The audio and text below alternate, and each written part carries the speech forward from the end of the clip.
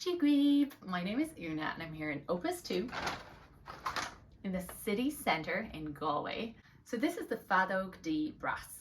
It retails at €5.50. Came with a little clear plastic covering over the mouthpiece. I've taken it off. Now let's see what it sounds like. So I'm going to do a scale from a low D up to a high D up to a double high D.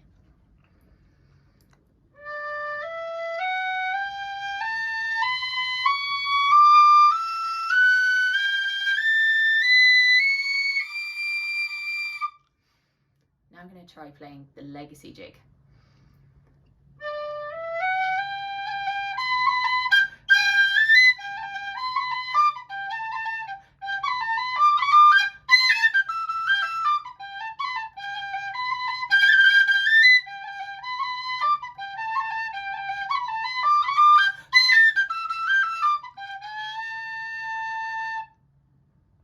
So this is a Killarney whistle.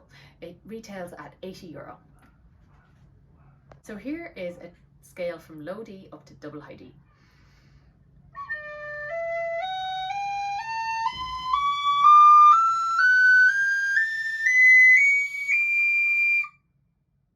And now let's hear a jig.